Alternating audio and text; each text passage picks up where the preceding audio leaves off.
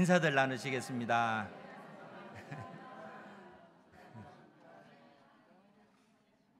하나님은 우리의 유일한 소망인 줄 믿으시기 바랍니다. 오늘 말씀은 우리가 익히 잘 아는 백부장의 믿음과 관련된 그런 말씀입니다. 이 사건이 언제 일어났을까? 좀 그 상황들을 살펴보면 예수님의 그 공생의 3년 6개월 중 공생의 1년은 이스라엘 남쪽 유대 지역에서 복음을 전파했다 말씀을 드렸잖아요. 그리고 예수님께서 공생의 2년을 시작하시면서 갈릴리로 올라오셨고 제일 먼저 하신 일이 나사렛에서 갈릴리 바다 북쪽에 있는 가버나움으로 이사한 일이었습니다. 그리고 나서 예수님께서 이제 갈릴리 주변에 있는 여러 마을들을 다니시면서 천국 복음을 증거하시고 귀신 들린 자에게서 귀신을 쫓아내 주시고 수많은 병든 자들을 고쳐 주시는 그러한 일들을 행하셨습니다. 이제 그것이 예수님의 공생의 2년을 시작하시면서 하신 일들입니다. 그리고 나서 공생의 2년 4월 초에 이스라엘 큰 명절이 있는데 그 명절이 유월절 명절입니다. 그래서 예수님께서 이 북쪽 갈릴리에서 이제 남쪽에 있는 예루살렘까지 그렇게 이제 여행을 떠나시게 되어집니다. 그래서 이 유월절 명절날 우리가 지난번에 들었던 38년 된 베데스다 그 연못에서 연못가에 누워 있는 그 병자를 예수님께서 고쳐주시는 그러한 일들을 행하셨습니다. 그것이 예수님의 공생의 2년 4월에 있었던 일들이죠. 그리고 나서 예수님께서 다시 갈릴리로 돌아오셨어요. 그리고 나서 무슨 일들을 하셨을까? 성경을 찬찬히 살펴보니까 그 다음에 예수님께서 12명의 제자들을 세우시는 이러한 일들을 하셨어요. 그러니까 12제자를 세우시는 그 일이 예수님의 공생의 2년 중반쯤에 되어진 그 일들입니다. 그래서 12명의 제자들을 세우시고 나서 예수님께서 이제 그 제자들과 따르는 그 무리들을 데리고 이 갈릴리 바다 북쪽 가버나움에 있는 그 근처에 있는 어느 산, 야트막한 그 산에 오르셔서 그 산에 앉으셔서 정말 귀한 하나님의 말씀을 가르쳐 주셨습니다. 그래서 그 말씀을 우리가 산상수훈, 때에 따라서 산상보훈, 산 위에서 가르치신 보석과 같은 그러한 말씀이다 라는 그러한 얘기예요. 이러한 말씀을 가르치시고 나서 예수님께서 다시 가버나움에 들어오십니다. 그것이 오늘 사건과 연관되는 그러한 내용이라는 거예요. 그래서 이때가 약 예수님의 공생의 2년하고 6월쯤 그렇게 되지 않았을까 그렇게 추정이 되어집니다. 대략 어느 시기에 이 말씀이 주어졌구나, 어느 시기에 이 사건이 있었구나 라고 여러분들이 추측하라고 말씀을 드린 것입니다. 그래서 이제 오늘 누가복음 7장 1절 말씀에 보면 뭐라고 기록이 되어 있냐면은 예수께서 모든 말씀을 백성에게 들려주시기를 마치신 후에, 여기서 모든 말씀은 산 위에서 가르치신 말씀, 산상수훈 그 말씀이에요. 이 말씀을 가르치신 후에 가버나움으로 들어가시니라. 이 가버나움은 지금 현재 예수님께서 이사해 가지고 들어와 살고 있는 그 동네가 이 가버나움이다 하는 것이죠. 그런데 이 가버나움에 어떤 백부장이 있는데 이 백부장의 사랑하는 종이 병들어 죽게 되어졌다라는 얘기예요. 그런데 여러분, 이제 백부장은 이 100명의 병사를 거느리는 그 지휘관을 이야기합니다. 그것도 유대인들에게 속한 그런 이 군대가 아니고 이때 당시 이 이스라엘을 지배하고 있는 로마의 이 군 지휘관이 바로 이 백부장이죠. 그러니까 100명의 그 병사를 거느리는 이 백부장이 있는데 이 백부장에게 사랑하는 종이 병들어 죽게 되어졌다는 거예요. 그래서 그 병이 어떤 병인가라고 했을 때 이와 똑같은 그 내용이 마가복음 8장에도 기록이 되어져 있어요. 그래서 그 8장 내용을 참고해서 보면은 이 종이 든 병이 중풍병이 있다 하는 거예요. 중풍병. 중풍병이 걸려서 이 병으로 인해서 이 종이 죽어가고 있다는 거예요. 그래서 이 백부장이 그에게 가까운 유대인 그 장로들에게 그 부탁을 합니다. 그 내용이 3절에 기록이 되어져 있는데 3절 말씀에 보면 예수의 소문을 듣고 유대인의 장로 몇 사람을 예수께 보내어 오셔서 그 종을 구해주기를 청한지라. 우리가 마태복음 8장에 보면 이 백부장이 직접 예수님에게 요청한 것으로 그렇게 기록이 되어져 있지만 그 내용을 상세하게 살펴보니까 이 백부장이 직접 예수님에게 요청한 것이 아니고 먼저 백부장이 유대인 장로들에게 지금 요청을 하는 거예요. 그래서 이 장로들이 예수님께 나아가 예수님에게 부탁을 하는 겁니다. 뭐라고 얘기를 하냐면은 4절 이하의 말씀에 보면 이에 그들이 예수께 나와 간절히 구하여 이르되 이 일을 하시는 것이 이 사람에게는 합당하니이다.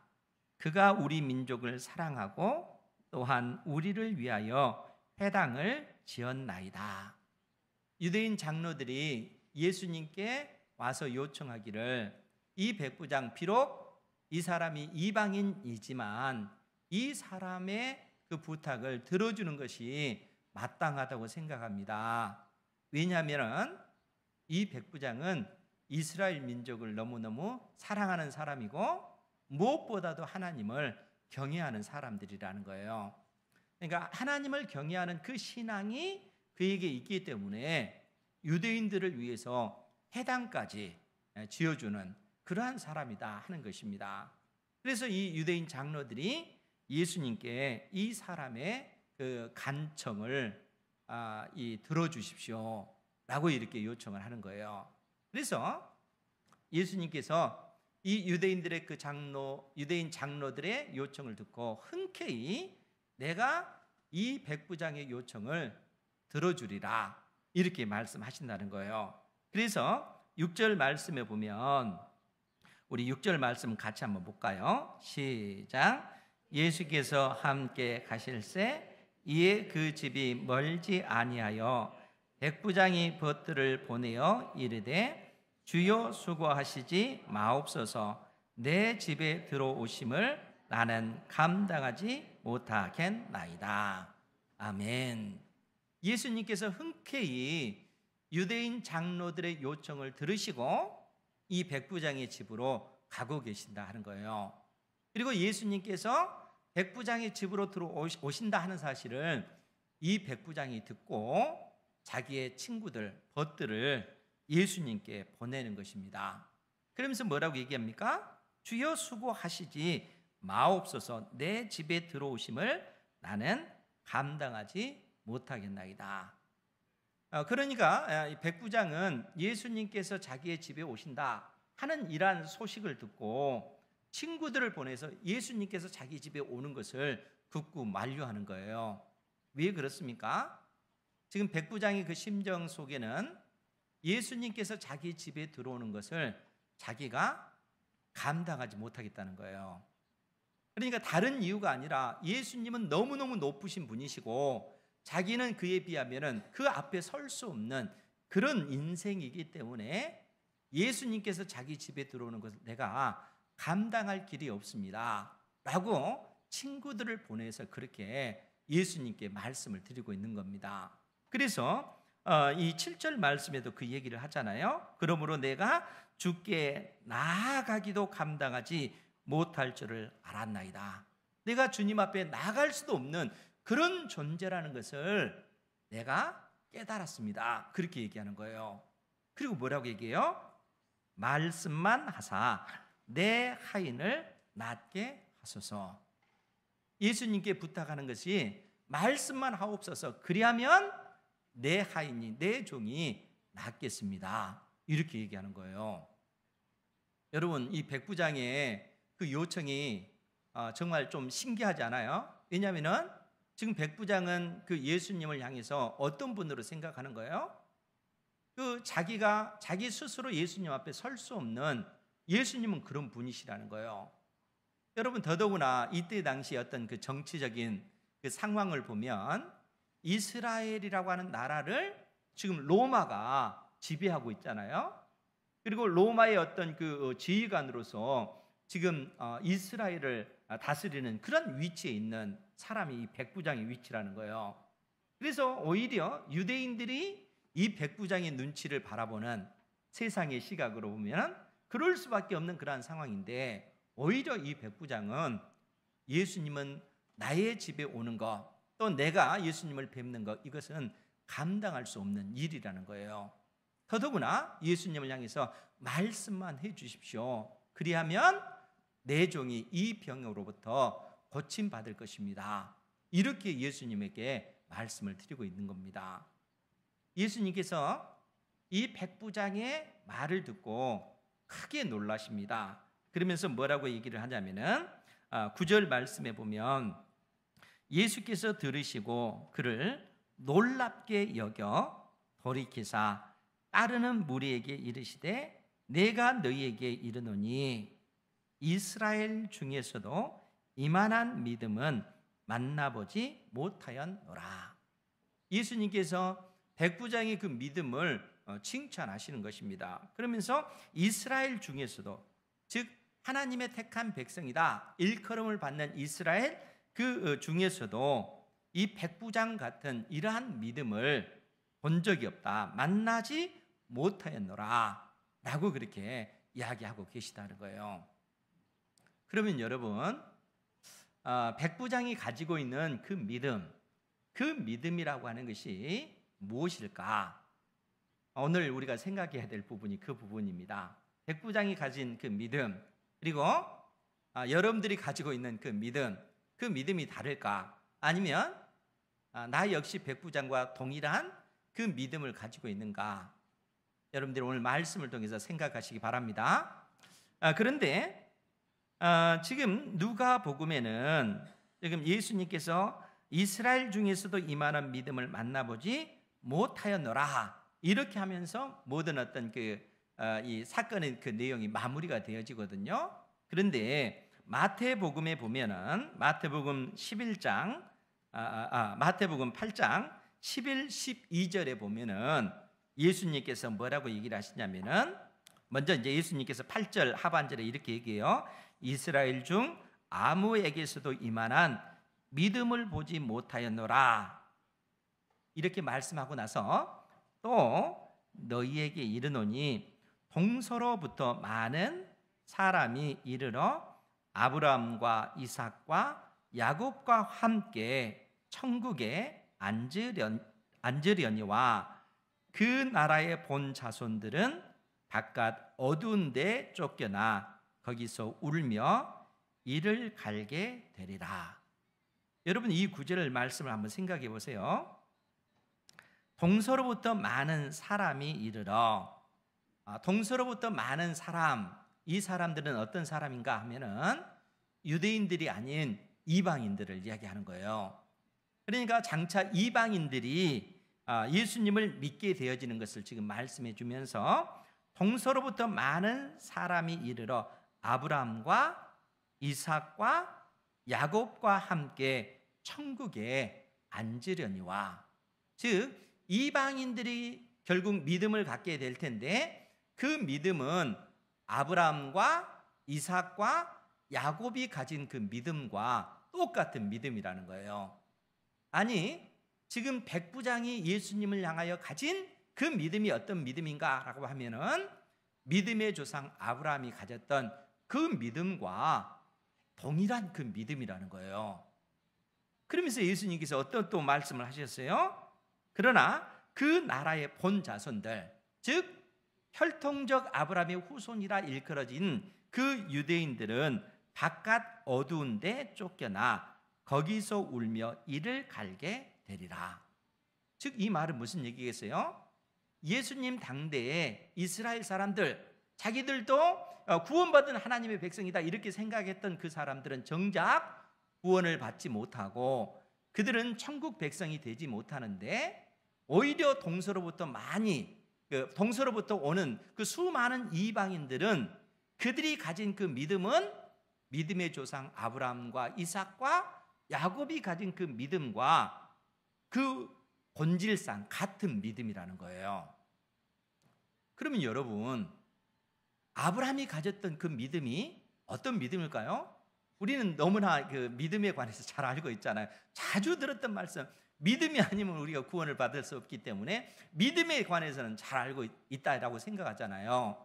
그런데 아브라함이 가진 그 믿음이 어떤 믿음일까?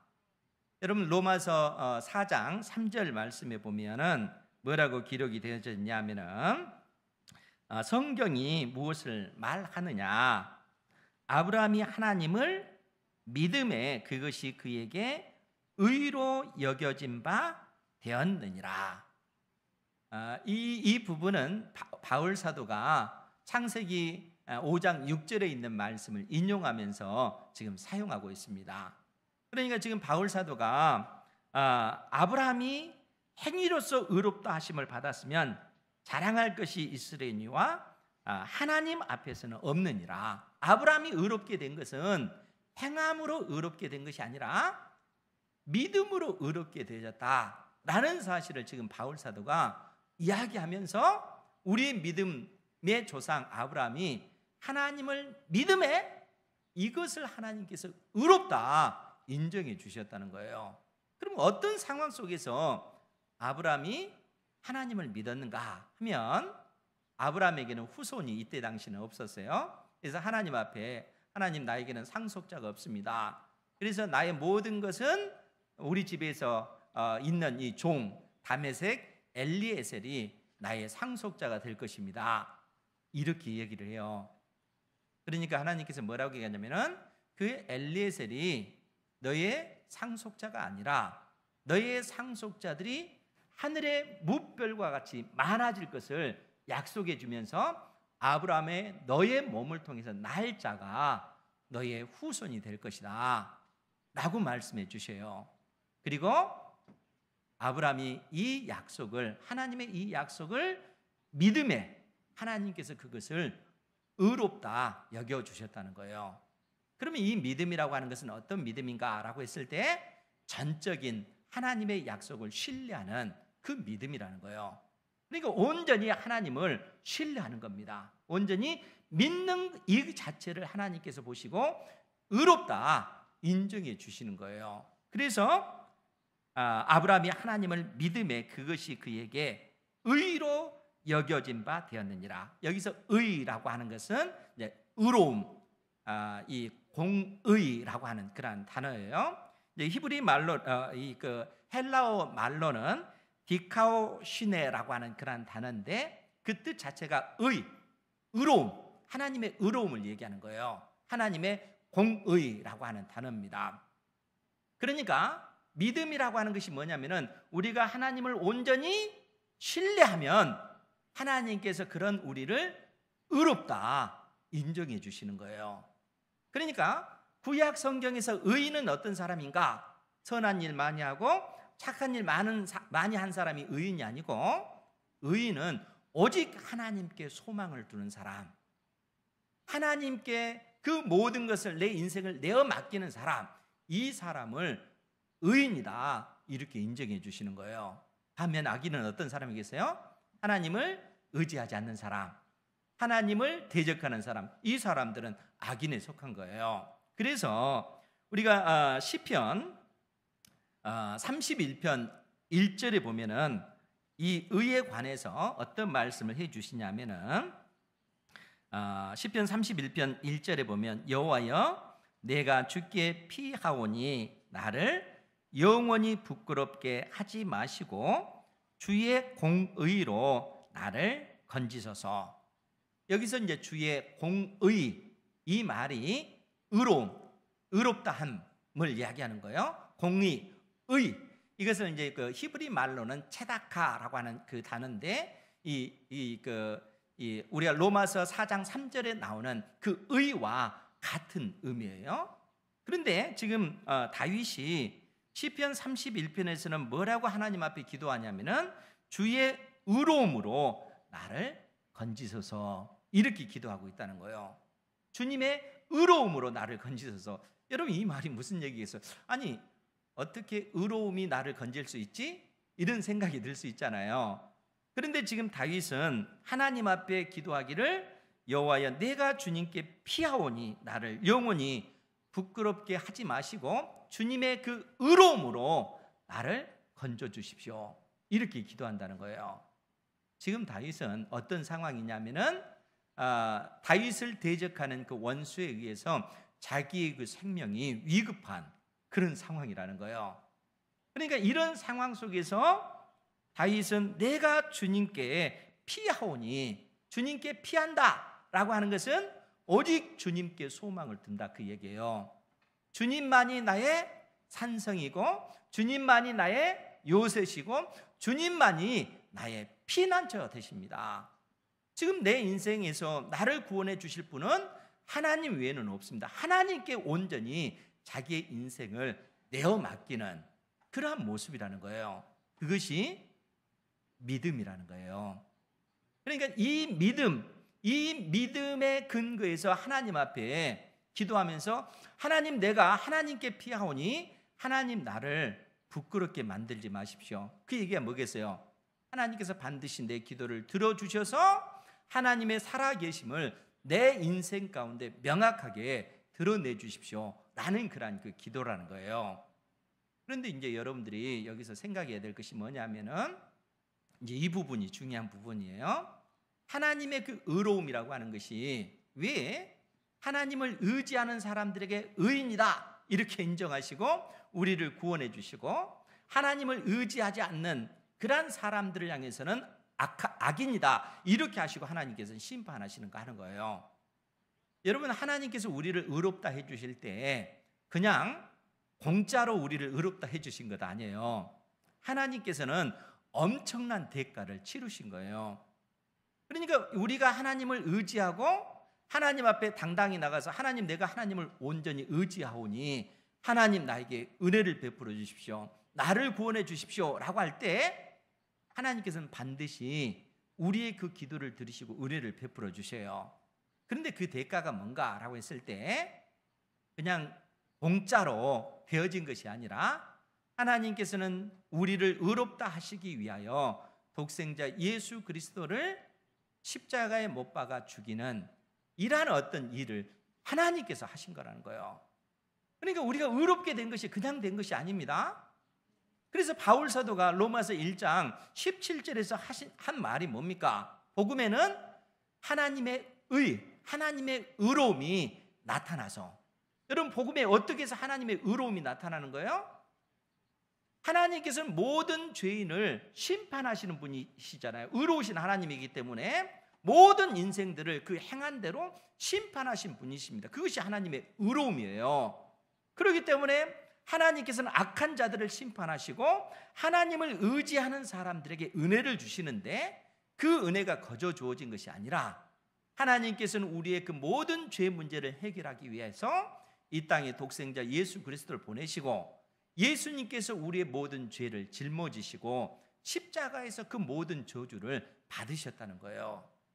그러니까 우리가 하나님 앞에 나아가서 하나님을 의지할 때, 그리고 하나님을 의지하여 하나님 앞에 기도할 때 하나님께서는 그러한 우리의 그 기도를 들으시고 은혜를 베풀어 주시는데, 그 은혜의 그 근거가 뭐냐면은 이 땅에 오셔서 우리의 모든 죄와 허물 때문에 십자가에 못 박혀 죽으신 예수님의 그 십자가의 그 공로에 의지해서 우리를 의롭다 인정해 주시고, 우리가 하나님 앞에 기도하는 그 모든 그 기도를 하나님께서는 들으시고 은혜 베풀어 주신다는 거예요. 그것이 복음에 나타난 하나님의 의로움이라고 하는 것입니다. 그러니까 이 하나님의 그 의로움은 믿음의 조상 아브라함이 가졌던 그 믿음이라는 거예요. 그 믿음과 동일한 것이라는 겁니다. 오늘 백부장이 가졌던 그 믿음 역시 그러한 의미라는 거예요. 그런데 이러한 의미를 좀 더 잘 살피기 위해서 로마서 1장 17절 말씀을 다시 한번 볼게요. 복음에는 하나님의 의가 나타나서 믿음에 이르게 하나니 기록된 바 오직 의인은 믿음으로 말미암아 살리라. 의인은 믿음으로 말미암아 살리라. 그러면 이 의인은 어떤 사람이라고 했어요? 오직 하나님께 소망을 두는 사람. 하나님께서만이 나의 산성이고 요새시고 피난처시다 라는 그런 믿음으로 살아가는 그 사람들에게 하나님께서는 의롭다, 의인이다 인정해 주시는데, 오직 의인은 믿음으로 말미암아 살리라 이렇게 말씀해 주고 있다는 거예요. 믿음으로 말미암아 산다라고 하는 것은 오직 하나님만을 의지하고 하나님만을 신뢰하고 하나님만 바라보면서 사는 삶이라는 거예요. 그 사람들에게는 하나님께서는 영원한 생명을 주신다. 그 사람들은 구원을 얻는다. 이렇게 말씀해 주고 있다는 거예요. 그러면 여러분, 이제 그 백부장이 가졌던 그 믿음이 본질상 왜 믿음의 조상 아브라함과 같은 그 믿음인가 하는 부분을 다시 한번 좀 보도록 하겠습니다. 지금 6절 말씀에 보면 누가복음 7장 6절 이하입니다. 예수께서 함께 가실새 이에 그 집이 멀지 아니하여 백부장이 벗들을 보내어 이르되 주여 수고하시지 마옵소서. 내 집에 들어오심을 나는 감당하지 못하겠나이다. 그러므로 내가 주께 나아가기도 감당하지 못할 줄을 알았나이다. 여러분, 백부장이 왜 이런 고백을 하겠어요? 지금 예수님께서 자기 집에 들어오는 것 나는 감당할 길이 없다는 거예요. 예수님께서 나를 만나는 것 내가 그 주님을 만날 길이 없다라고 지금 그는 생각을 하는 겁니다. 그러면 백부장이 이러한 믿음을 갖게 된 그 이유가 어디에 있을까? 좀 유추해 보면 이때로부터 약 6개월 전에 그 사건을 우리가 생각나게 합니다. 그러니까 6개월 전에 그 사건이라고 하는 것은 예수님께서 공생의 1년을 남쪽 유대 지역에서 복음을 증거하고 나서 이제 사마리아를 거쳐서 갈릴리 가나에 오셨습니다. 그때 어떤 일이 벌어졌냐면은 가버나움에 있는 이때 당시 헤롯 안디바스의 신하였던 사람이 이 가버나움에서 이 갈릴리 가나까지 예수님을 만나러 온 것입니다. 그러면서 뭐라고 얘기하냐면은 예수님을 만나서 예수님, 지금 가버나움에 있는 내 아들이 병이 들어서 죽게 되었습니다. 오셔서 내 아들을 고쳐주십시오 라고 이렇게 요청을 합니다.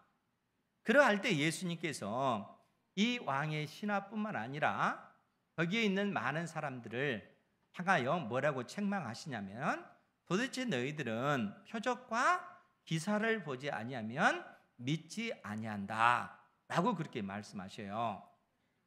그러니까 예수님을 따르는 수많은 사람들이 예수님께서 행하신 어떤 표적이나 기적을 보고서 비로소 예수님을 하나님의 아들 메시아 이렇게 인정을 한다는 거예요. 그런 표적을 보지 않으면 예수님을 믿지 않는 이러한 어떤 그들의 그 불신앙을 예수님께서는 책망하시는 겁니다.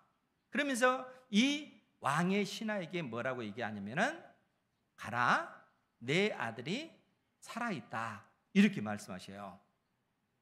예수님께서 가버나움까지 가시는 것이 아니고 이 가나에서 이 왕의 신하에게 가라, 내 아들이 살아있다 이렇게 말씀하니까 이 왕의 신하가 예수님의 그 말씀을 믿고 가버나움으로 내려가는 거예요.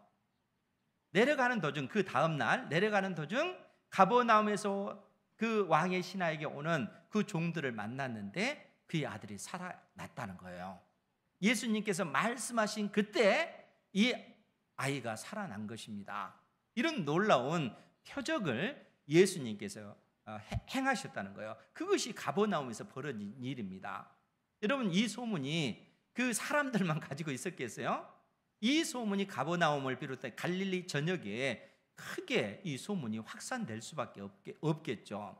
이 소문 역시 백부장이 들었을 거라는 거예요. 그러니까 이 백부장이 그 하나님을 경외한 사람이기 때문에 그의 마음속에 드는 생각이 뭐겠어요? 도대체 예수님이 누구실까? 이러한 표적과 이적을 행하시는 그분, 하나님께로부터 오신 이분을 이 백부장은 감히 만날 수가 없다는 거예요. 그분은 거룩하신 분이시고 자기 자신은 연약한, 그것도 이방인인 죄인에 불과하기 때문에 그런 것입니다. 그러니까 예수님께서 자기 집에 오신다는 것, 그것을 그 말리기 위해서 친구들을 보내서 예수님께서 나의 집에 들어오는 것을 내가 감당할 길이 없습니다. 뿐만 아니라 예수님께서 나를 만나시는 건 내가 감당할 길이 없습니다. 예수님은 거룩하신 분이시요 하나님께로부터 오신 분이시기 때문에 말씀만 하옵소서, 그리하면 내 하인이 낫겠습니다. 이렇게 고백하는 거예요. 말씀만 하옵소서, 그리하면 내 종이 고침을 받겠습니다. 여러분, 이 믿음이 어떤 믿음이에요? 이 하인이 나을 수 있는 그 유일한 그 길은 다른 데 있는 것이 아니라 예수님께만 있다는 거예요. 예수님께서 말씀 한마디면 이 종이 살아난다는 거예요. 그 예수님을 향한 절대적인 그 신뢰, 그 절대적인 그 믿음, 이 자체를 우리 주님께서는 기뻐 받으시는 것입니다. 그러면서 예수님께서 이 사람의 믿음을 칭찬하시면서 하신 말씀이 이스라엘 중에서도 이만한 믿음은 만나보지 못하였다라고 얘기하는 거예요. 백부장이 가진 그 믿음, 오직 하나님만을 의지하는 믿음, 하나님만을 신뢰하는 믿음, 그 믿음을 우리 주님께서 지금 인정하시는 거예요. 이 믿음은 믿음의 조상 아브라함이 가졌던 그 믿음과 동일한 그 믿음이라는 거예요. 그러면 사랑하는 성도 여러분, 우리가 믿음으로 말미암아 구원을 얻었다 이렇게 고백을 하잖아요. 그런데 이제 우리가 예수 그리스도, 예수님께서 나의 죄 때문에, 나의 허물 때문에 십자가에 못 박혀 죽으신 하나님의 아들이라는 사실을 우리가 믿음으로 말미암아 우리가 구원을 얻었습니다. 우리의 영혼이 구원을 받았습니다. 우리의 육체 또한 장차 우리 주님께서 재림하실 때 몸의 구원, 몸의 부활을 입게 되어질 것입니다. 그런데 이제 중요한 것이 뭐냐면은 현실 속에서 하나님은 믿음의 사람들에게 어떻게 일하고 계시는가 하는 거예요. 여러분, 시편 31편을 통해서 다윗이 그가 하나님 앞에 간절히 구했던 그 기도의 내용이 뭡니까? 그런 현실적으로 다윗 자신을 대적하는 수많은 원수들에 의해서 지금 그 위협을 받고 있잖아요. 그 원수들에 의해서 자기의 생명이 위협을 받고 있는 상황이고, 이러한 상황 속에서 자기를 구원해 내실 분은 하나님 외에는 없다는 거예요. 전적으로 하나님을 믿는 믿음인 것이죠. 그러면서 하는 얘기가 뭡니까? 주의 공의로, 주의 의로움으로 나를 건지소서, 나를 구원해 주십시오. 주님께서 나를 구원해 주시기 위해서 수많은 그런 대가를 치르시지 않았습니까? 그 은혜에 힘입어서 나를 구원해 주십시오. 그의 현실적인 그 문제를 하나님 앞에 아뢰고 하나님께서 그 기도를 들으시고 응답해 주셨다는 거예요. 그러면 오늘을 살아가는 우리에게 하나님께서는 그러한 방식으로 지금도 여전히 일하고 계시다는 거예요. 우리의 영혼만 구원을 받을 뿐만 아니라 우리가 이 땅에서 살아가면서 겪는 수많은 크고 작은 어려운 일들, 힘든 문제들 많잖아요. 어떤 사람들은 육신의 연약함 때문에 힘들어하고, 어떤 사람은 경제적인 문제 때문에 고민하기도 하고, 어떤 사람들은 사람들과의 그 갈등 문제로 인해서 그것 때문에 마음 아파하고 힘들어하잖아요. 이러한 인생의 그 크고 작은 어떤 그 모든 문제들을 하나님께서는 온전히 내어 맡기라, 그렇게 얘기하는 거예요. 그러니까 백부장이 온전히 주님만을 의지했듯이 우리 인생의 그 모든 문제를 하나님 앞에 내어 맡길 때 하나님께서는 우리의 그 기도를 들으시고 은혜를 베푸시는 하나님이시다는 겁니다. 이 믿음 가운데 살아가시기 바랍니다. 하나님만이 우리의 유일한 소망이 되셔요. 하나님만이 우리의 유일한 산성, 적들로부터 나를 보호해 주시는 산성이시고 나의 요새시고 하나님만이 내 인생의 유일한 피난처 되신다는 거예요. 그러니까 우리가 이 믿음으로 살아가면 하나님께서 의인은 믿음으로 말미암아 살리라, 의인은 믿음으로 말미암아 구원을 얻는다 하는 이 약속의 말씀이 우리의 인생 가운데 선명하게 드러나게 되어질 거라 하는 것입니다. 더더구나 여러분, 이때 당시 예수님께서 이 백부장의 그 믿음을 칭찬하셨지만 여러분 생각해 보세요. 이 백부장이 온전히 예수님을 의지했고 신뢰했지만 예수님께서 나의 죄 때문에 십자가에 못 박혀 죽으실 하나님의 아들이야 이렇게 믿었을까요? 어때요? 이런 믿음은 없어요.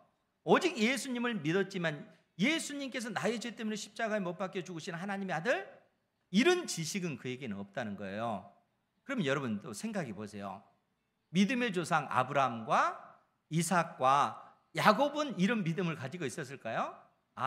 장차 나중에 이 땅에 예수님께서 오셔서 나의 모든 죄 때문에 십자가에 못 박혀 죽으시고 나에게 영원한 그 부활 생명을 주기 위해서 그 죽음을 이기시고 부활하실 거야, 이런 믿음을 아브라함이 또 이삭이 야곱이 가졌을까요? 그런 믿음은 그에게 없어요. 그런 지식은 없다는 것이죠. 그런데 온전히 하나님을 믿는 그 믿음이 우리를 어느 자리에 이르게 하냐면은 온전한 믿음의 자리에 이르게 한다는 거예요. 복음에는 하나님의 의가 나타나서 믿음으로 믿음에 이르게 하나니 기록된 바 오직 의인은 믿음으로 말미암아 살리라, 이렇게 약속해 주고 있기 때문에 그렇습니다. 그러니까 우리가 온전히 하나님을 신뢰하는 그 믿음의 근거에서 나아갈 때 하나님께서 우리 인생의 그 과정을 통해서 아버지 하나님을 아는 지식을 더더욱 풍성하게 해주시고 우리의 그 믿음이 자라서 견고한 믿음, 흔들리지 않는 믿음, 이 세상에 어떤 그 풍파가 몰려온다 할지라도 흔들리지 아니하고 오직 하나님만이 나의 산성 되십니다, 하나님만이 나의 요새십니다, 하나님만이 나의 피난처 되십니다, 이 믿음의 자리에 서도록 만드신다는 거예요. 이러한 전적인 그 신뢰, 이러한 그 믿음을 하나님께서 오늘을 살아가는 우리에게 요구하고 계시다는 거예요. 사랑하는 성도 여러분, 온전히 하나님만을 신뢰하시기 바랍니다. 하나님 앞에 여러분들의 모든 것을 내어 맡기고 믿음으로 걸어가십시오. 때에 따라 힘들고 어렵더라도 고통스럽다도 견뎌내면서 한 걸음 한 걸음 나아갈 때 살아계신 하나님께서 우리의 인생을 통해서 하나님의 살아계심을 명확하게 보여주실 것입니다. 이 믿음 가운데 살아가는 우리의 모든 성도 되기를 주님의 이름으로 축원드립니다. 기도하겠습니다. 거룩하신 아버지 하나님, 백부장이 가졌던 그 믿음과